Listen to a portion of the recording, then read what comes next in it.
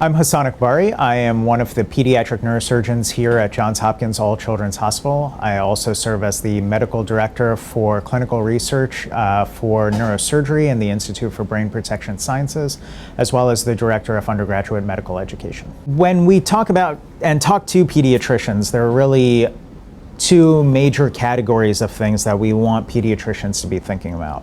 One is what can be going on in the brain, and the second is what can be going on in the spine.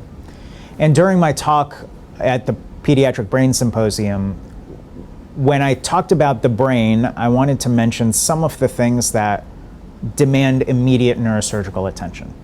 So we talked about intracranial pressure and the way that certain things like tumors, blood clots, hydrocephalus can increase the pressure.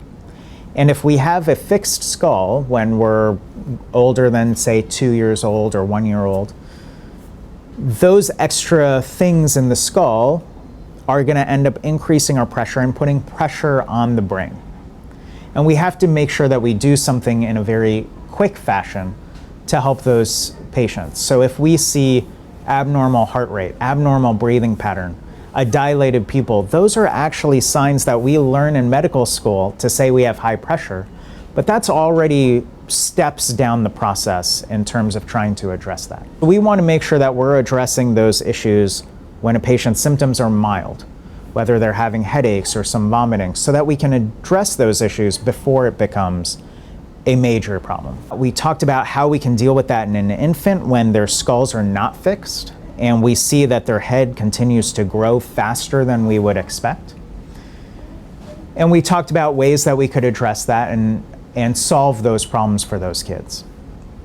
When we talked about the spinal cord, one of the areas that we as pediatric neurosurgeons often get consulted later in the process is in a condition that we call spina bifida occulta, where there is a problem in the formation of the spinal cord that needs to be fixed, but you don't see much in the ways of outward manifestations. We talked about some of the things that you can do to identify that problem without needing to have an image that tells us that, okay, we have this problem.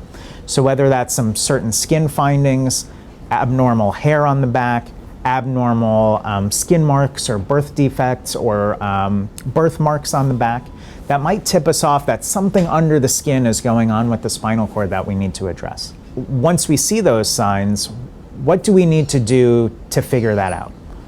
We need to get an MRI scan, we need to get a brain scan in certain situations, and then ultimately discuss what do we do to fix that problem, how do we fix it, and what the timing is in terms of when we fix those issues. The neurosurgery team is always here, always available. And so if there's any question at all from a pediatrician where they are wondering whether or not they need a neurosurgeon, just give us a call. Put in a referral, have the patient see us, and we can determine it and we can figure it out from there.